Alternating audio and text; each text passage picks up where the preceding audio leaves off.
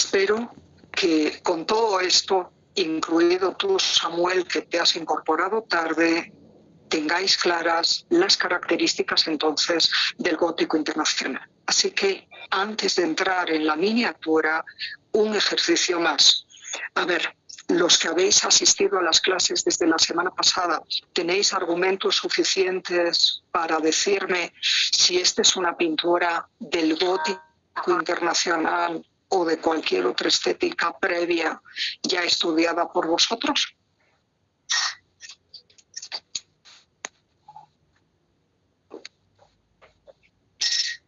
¿Qué me decís? Sí, ¿Esto pertenece estilísticamente al gótico internacional o no? Sí. Por el fondo dorado. ¿En qué se nota? ¿En qué se nota? A ver, irlo enumerando. El fondo dorado. Fondo dorado. El realismo en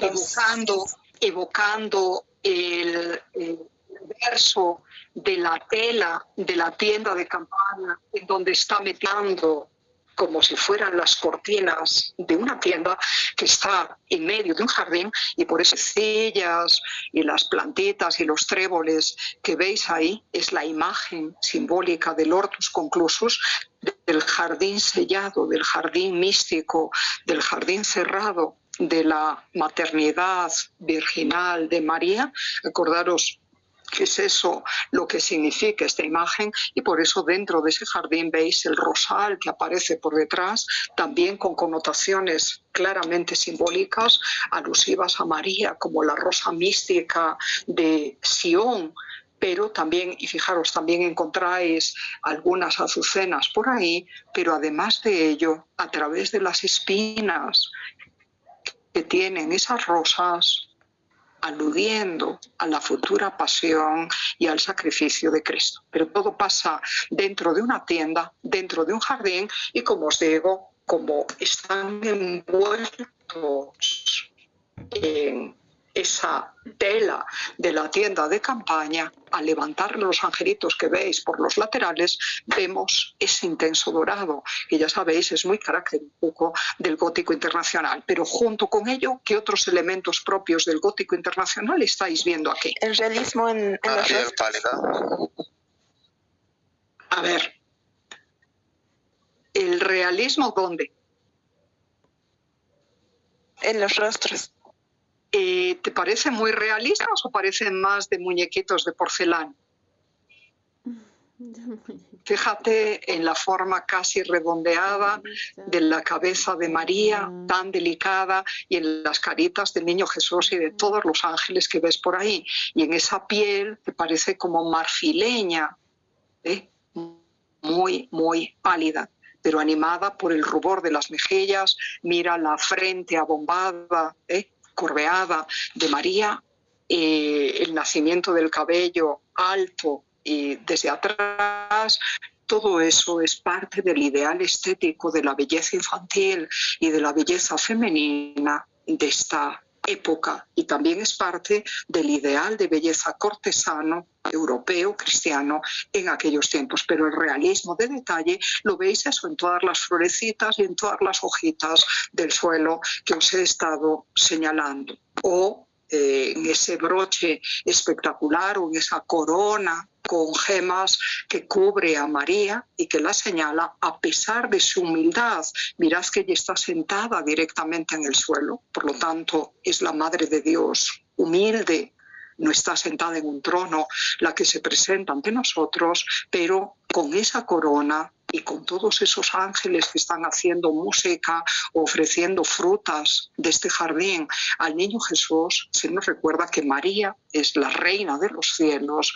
es la reina de los ángeles, como veis. Todo ello querido por la voluntad divina expresada en esa figura del Padre Dios que está arriba del todo, al medio, lanzando, como veis, su espíritu simbolizado, en esa pequeña paloma, a ver si lo puedo ampliar, que estáis mirando ahí, para recordarnos aquello de que Jesús es su Hijo bien amado, y el Padre Eterno, representado como un anciano barbudo, contempla todo esto feliz desde el cielo. Toda la estética que veis aquí se inscribe dentro del gótico internacional. A pesar de que esta pintura a témpera, pero ya con acabado de veladuras al óleo sobre tabla, fue hecha por Stefan Lochner, un gran maestro de la ciudad alemana de Colonia, de la zona, por lo tanto, de la Renania alemana, hacia el 1448, a mediados ya del siglo XV, cuando en ese mismo territorio, en toda la parte flamenca y en realidad en buena parte del norte de los Alpes, en las tierras de Francia, en las tierras de Suiza, en las tierras de la península ibérica, en las tierras de Alemania, en las tierras de los Países Bajos, estaba triunfando la nueva estética, la del gótico flamenco, mucho más realista en el tratamiento de la figura humana, en el volumen, el esqueleto huesudo de la figura humana, que esta. Y Stefan Lochner hace un acomodo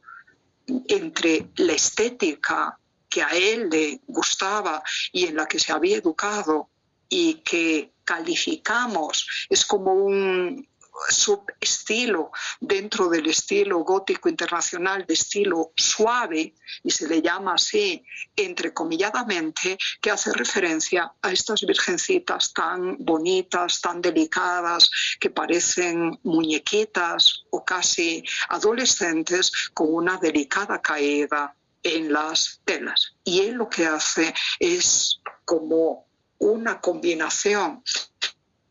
de toda esta estética del estilo suave, que fue muy distintivo de la zona de Renania, de esa zona de la Baja Alemania, con el nuevo estilo gótico flamenco que se manifiesta en este tratamiento de los pliegues. ¿Lo veis ahí? Al pie de la Virgen, más bien quebrado y un tanto anguloso. Eso sí que es propio ya de la pintura gótica flamenca. Os lo menciono para que veáis cómo, dependiendo del talante, de la personalidad, del gusto particular de cada artista y, por supuesto, de la clientela a la que sirve, se pueden hacer combinaciones, se pueden hacer mezclas o transiciones entre un estilo y el otro. Ya nos enseño entonces más pinturas devocionales del gótico internacional, pero para probaros que esta misma estética se advierte en las miniaturas más preciosas de la época, paso rápidamente a esta página debida a los hermanos Limburg, originarios de la zona de Nimega, en Flandes, en los Países Bajos, que tuvieron una distinguidísima carrera, primero con formación de orfebres, dos de ellos en la ciudad de París, protegidos por su tío, el pintor de corte Manuel, y luego al servicio del duque de Borgoña, que a comienzos del siglo XV era uno de los grandes mecenas o patronos artísticos de la época. Acordaros que Flandes dependía políticamente del ducado de Borgoña. Recordad que Melchor Broder-Landípres, que también era de origen flamenco, trabajó también para el mismo señor, para Felipe el Atrevido de Borgoña. Estuvieron con él alrededor del 1403, 1405 más o menos, y a partir del 1400, cerca del 1410, quizás un poquito antes, y hasta en 1416, en que su pista desaparece, parece que los tres hermanos llamados Hermann, Hans y Paul murieron por culpa de la peste, porque no vuelven a aparecer en las crónicas de su señor, ni haciendo nada en los inventarios del ducado a partir del 1416, a pesar de ser tremendamente estimados por su último patrono, el duque de Berry, y por eso pensamos que los pobres, murieron por culpa de la peste, una de esas epidemias recurrentes que azotó a Europa en la Edad Media y que es secuela de la gran peste negra del 1348 de la que os hablé el año pasado, y parece, como os digo, que todos murieron, igual que su propio patrono, el duque de Berry, cuyo retrato es ese señor mayor con el cabello y la barba canosa, abrigado con un largo manto que veis ahí al centro de la escena en el 1416. Así que pasaron, como veis, de un patrono a otro, buscando obviamente mejorar sus condiciones sociales y sus condiciones económicas, y sabemos que al final de su carrera, como os digo, entre 1410 y 1416 fueron muy apreciados, muy estimados y elogiados por el duque de Berry, al que veis aquí mismo. Duque de Berry, que era hermano del duque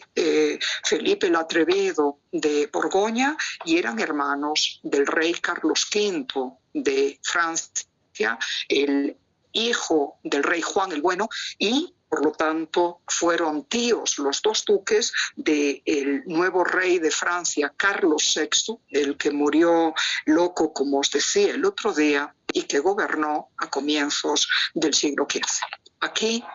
tenéis al gran mecenas, al gran patrono de las artes, especialmente artes decorativas, las artes menores, por su preciosismo, por su pequeño tamaño, como son piezas de joya, piezas de orfebrería y también miniatura. Y la miniatura, la ilustración que estáis viendo aquí, forma parte de un códice devocional conocido como Las Bellas Horas del Duque de Berry. Os recuerdo entonces ahora, como os lo dije el año pasado al tratar del francés Jean Pucel, que un libro de horas es un devocionario para laicos. Es el equivalente al breviario que usaban los religiosos en aquellos tiempos de finales de la Edad Media. En un libro de horas, en un devocionario laico, como es el texto del que forma parte esta miniatura, se contienen las oraciones, sobre todo dedicadas a la Virgen María, el oficio que llamamos de la Virgen María, que el fiel cristiano laico ha de rezar en 8 horas señaladas del día, desde que despierta al amanecer hasta que se acuesta. Y por eso les llamamos libros de horas. Pero junto con esas devociones se incluyen muchos textos sacados del Salterio. De hecho, los devocionarios, igual que los breviarios, son como una derivación de esos salterios que ya existían a comienzos de la Edad Media, como sabéis, y en esos libros de horas se incluye también el calendario con las fiestas litúrgicas del año. Y por eso, en el más suntuoso manuscrito europeo de comienzos del siglo XV, de estilo gótico internacional, y debido a los 3 hermanos miniaturistas, los hermanos Limbour, que os acabo de mencionar, se contiene el calendario decorado con las miniaturas, escenas inspiradas en la vida cotidiana de la aristocracia y de los campesinos en cada uno de los meses de aquellos tiempos, más rico, más detallado y más lujoso que se conoce. Pero antes de hacer este nuevo manuscrito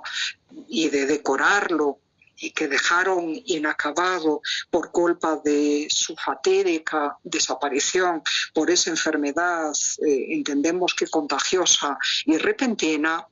y al que conocemos como las muy ricas horas del duque de Berry, trabajaron en este otro manuscrito del que os enseño solo esta pieza. En ella veis al duque de Berry saliendo de uno de sus castillos. Pensad que era uno de los señores feudales más ricos de la Francia de aquel entonces. Era todo un duque con amplios territorios en el centro de Francia, pero era hermano del gran señor de Borgoña y había sido hermano también del anterior rey de Francia. Tenía muchas posesiones. Él aquí está saliendo de uno de sus castillos rumbo a una peregrinación y está siendo despedido por el chambelán de su corte, vestido con estas ropas espectaculares. Parecen, ahora que vamos a entrar en el carnaval, casi de fantasía, y sin embargo os recuerdo que verdaderamente responden a la moda aristocrática de aquellos tiempos, concebida, considerada por todos los expertos de moda como una de las más lujosas, ricas, pero al mismo tiempo extravagantes en su opulencia y en la dificultad para la elaboración de las túnicas, de los mantos, de los vestidos, de casi toda la historia de la moda. Pues bien, veis al duque de Berry, el señor, como os digo, con gorro de piel y ese manto largo, tachonado, de elementos dorados, son como hojas de roble alusivas a su propia casa, siendo despedido por el chambelán de la corte, una especie de consejero principal o primer ministro,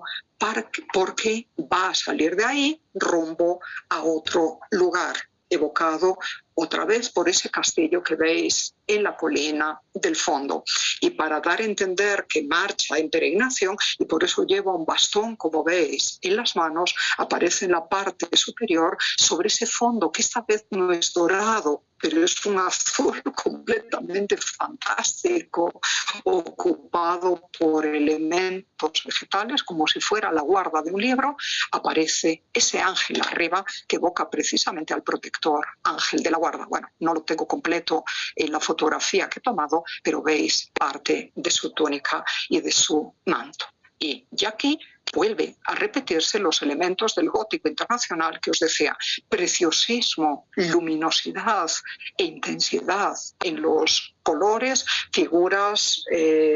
muy elegantes en sus poses, realismo de detalles que aquí se concentra en la persona, en el retrato del duque de Berry. Tenéis que saber que los inicios del retrato realista en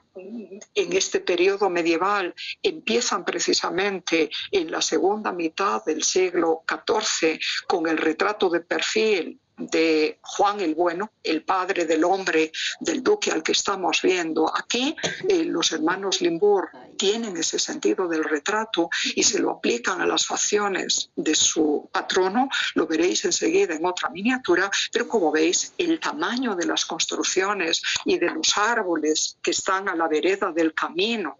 en esta miniatura son pequeñitos y para nada guardan la escala con el tamaño de las personas que veis. Entonces es como un mundo de fantasía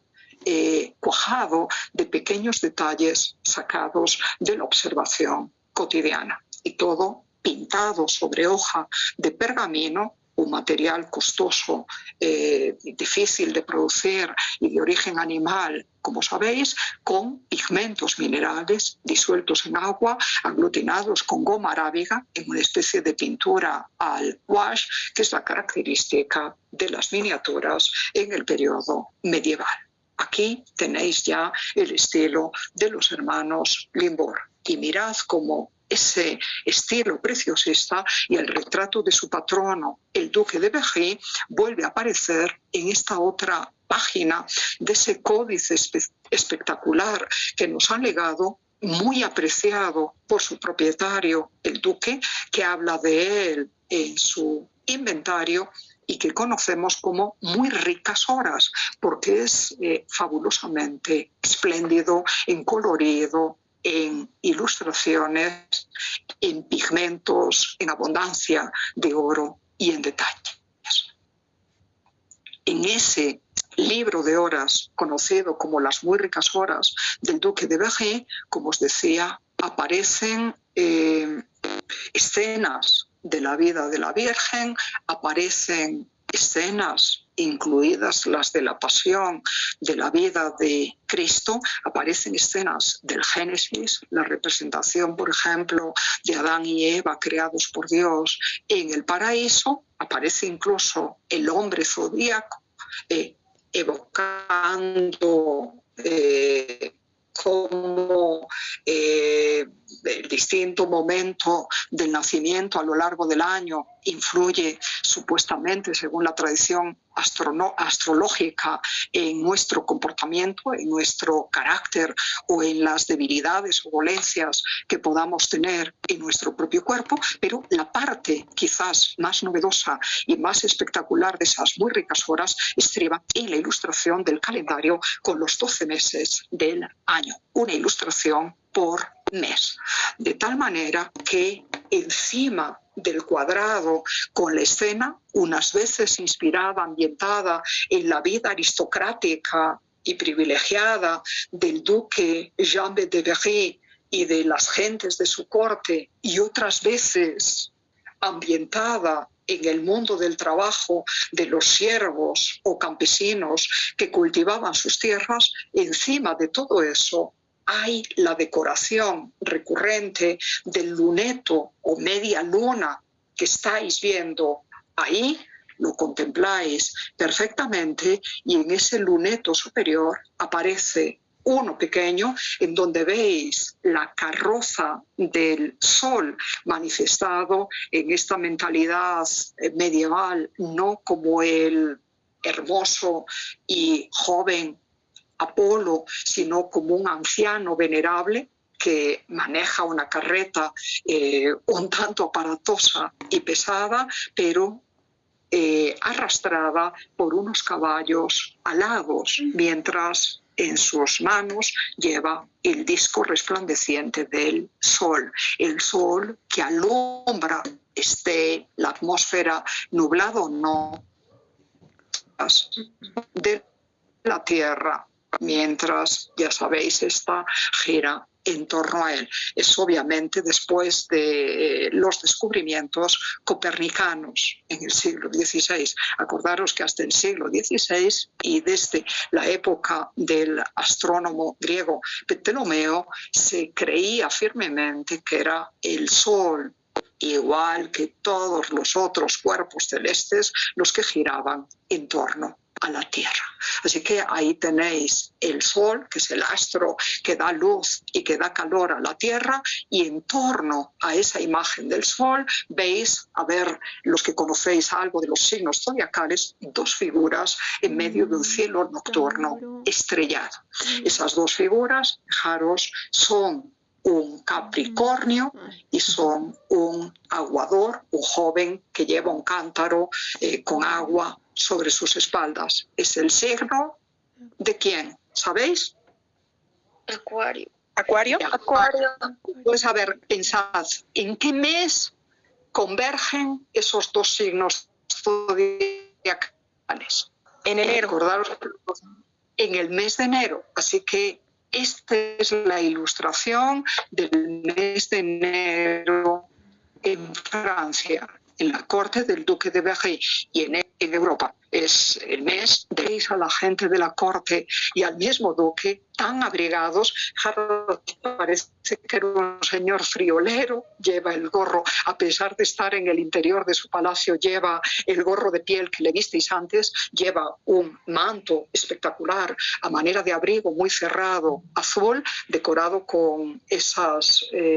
en este caso, hojas de flores de lis, como el redondel del tapiz superior sobre fondo rojo y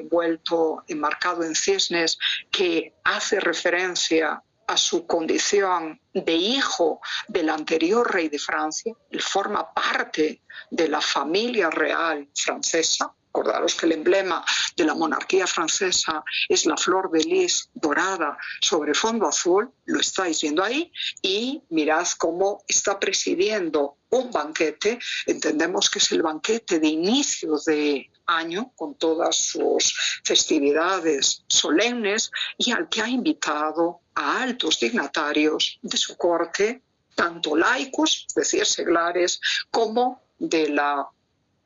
nobleza episcopal, eclesiástica. Y por eso veis al obispo tonsurado y vestido de rojo que está conversando con el duque de Berry, y fijaros cómo a manera de los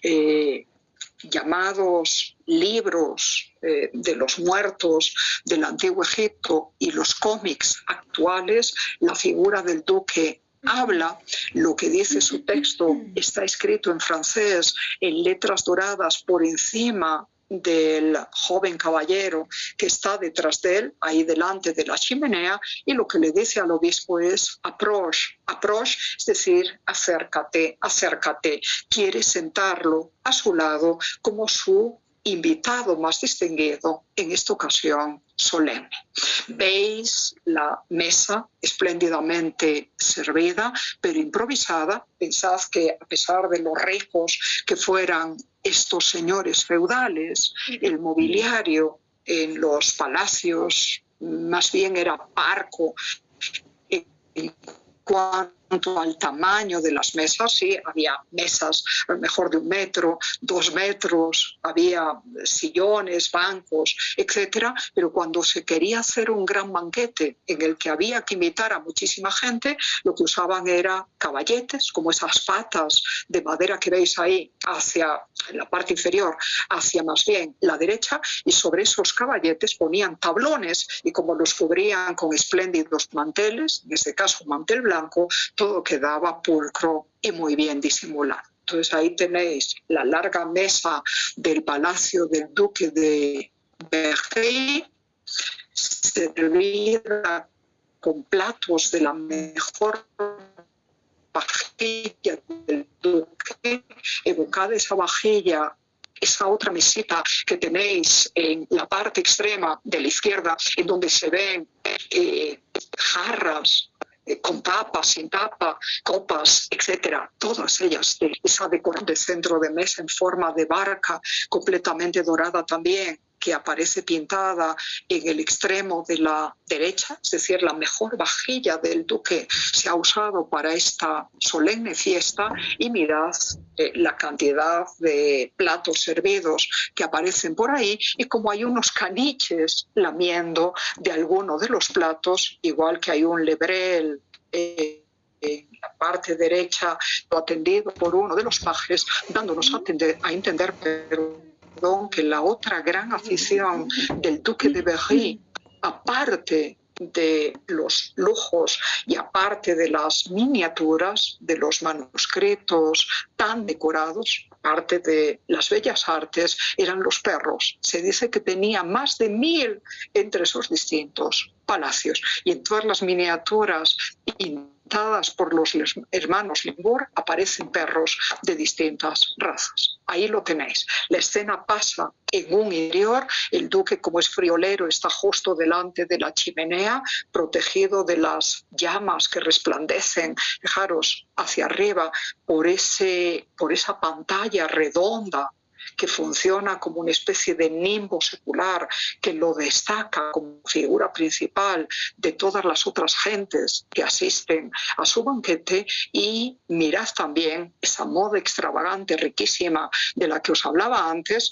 Incluso se llevaban las calzas de distintos colores, o las túnicas que eran en una mitad de un color y en la otra mitad de otro. Lo veis ahí, no os vayáis a creer que es que no tienen la calza par, así les gustaba, capaz de que en estos días, en algún momento ya lo vi, de unas zapatillas se imponga también esta moda de llevar las cosas impares para llamar más la atención. Mirad la moda del cabello, muy cortado, como también hace unos años, y creo que todavía ahora lo llevan algunos jóvenes,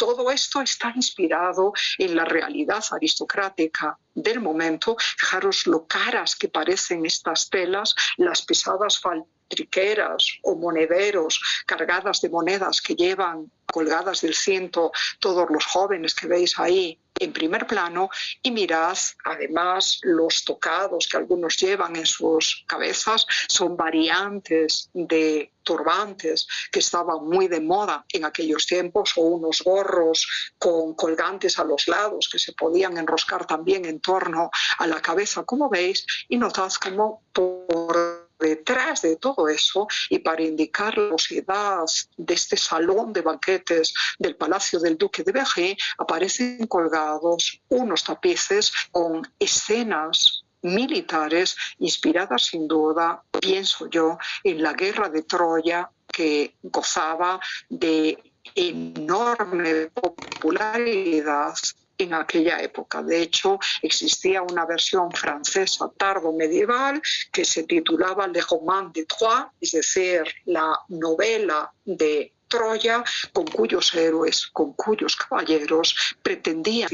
los caballeros que disputaban en los torneos y en las guerras de este momento. Y por eso toda esa gente de la antigüedad griega aparece vestida como caballeros medievales, con sus gallardetes, con sus tiendas de campaña, con sus castillos ahí al fondo, pero notad como no es un mundo real, no es una escena del exterior, sino una fantasía tejida con hilos de seda y lana, porque si os fijáis en la parte superior, veis como ese fondo azulado ondula, indicando los ganchos de los que está colgado y cayendo por las paredes. El tapiz, que recordad, de todas las técnicas artísticas de la época, es el más costoso por los numerosos, no días, sino semanas, meses y hasta años de trabajo que supone elaborarlo en esas dimensiones grandes que estáis viendo aquí, y por el coste también del material con el que se confeccionaban esos tapices del periodo gótico. Lanas pintadas con los mejores colores, pero también hilos de seda importados desde China, hilos de plata e hilos de oro para darle un brillo espectacular a todo eso. Así que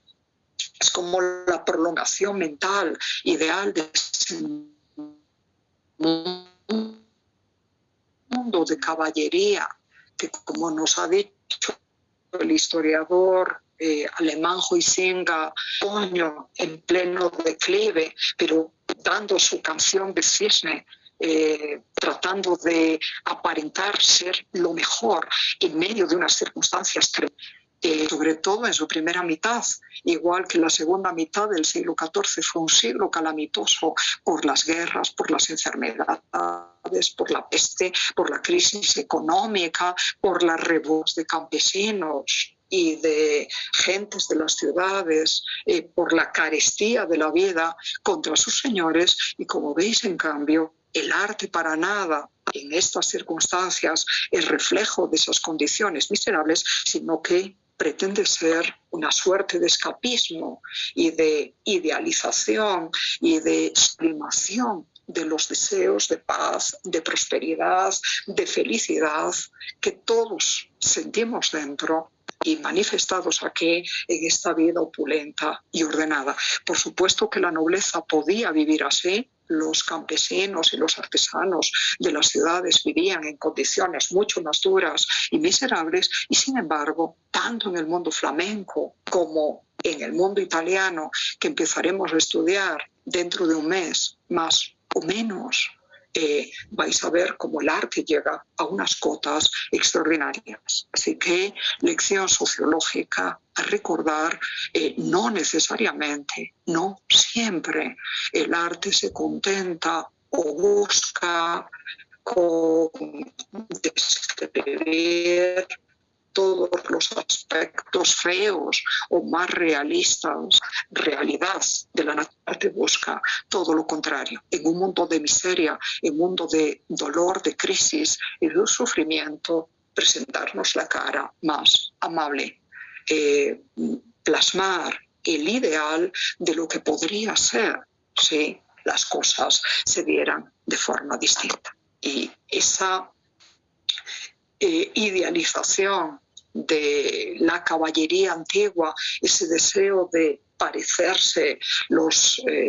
guerreros de la época, los caballeros de la época, a los héroes de la Ilíada de Homero, queda perfectamente reflejada en ese tapiz del fondo, también acompañado de distintos textos que ahí estáis viendo. Por tanto, una escena de interior, una escena ligada al mundo de la nobleza. Aquí tenéis más detalles un poquito ampliados de todo lo que os venía diciendo. Pero fijaros, en ese mismo calendario aparece, por supuesto, la representación de la primavera, del verano, del otoño. En el caso de la primavera, el mes más glorioso en Europa, porque, como ya nos ha recordado Stravinsky en su célebre musical, Mayo en Europa, significa la consagración, la plenitud de la primavera. Las flores están en su esplendor, no hace ya nada de frío, tampoco hay el calor sofocante del verano. Es un mes maravilloso y celebrar la plenitud de la vida, la alegría de vivir, como nos recordará Matisse a comienzos del siglo XX en otras pinturas suyas, la nobleza de la corte del duque de Berry va al bosque a bailar, a merendar, a disfrutar, del buen tiempo. Es lo que veis en esta otra preciosa miniatura. Y recordad que en el calendario litúrgico europeo, el 1 de mayo, que hoy es la fiesta de los trabajadores, era un día importante, celebraba como el día de la Cruz de Mayo, evocaba una suerte de renacimiento de la vida después de la dureza del clima del invierno, y esa felicidad expresada por los jóvenes, sentida por los jóvenes que se enamoran, que se cortejan en primavera, es lo que veis aquí pintado, con toda esa ropa suntuosa de la que os hablaba antes, con esos detalles primorosos en el tratamiento de las plantas, de los perritos, con esas desproporciones evidentes entre el tamaño de los árboles del bosque y el tamaño de las personas que, acompañadas de los músicos de la corte que tocan los clarines, haciendo resonar la felicidad sentida por todos, aparecen, digo, los árboles mucho más pequeños, pero como detalle de paisaje y de fondo. Y algo recurrente que supieron adaptar los hermanos Limbourg al gusto y a las pretensiones de ostentación de riqueza y de posesiones del duque de Berry, es la presencia de castillos que formaban parte de las propiedades de la familia del duque de Berry al fondo. Aquí veis el castillo de Riom, detrás de esos bosques, detrás de esos árboles, que era una de sus posesiones.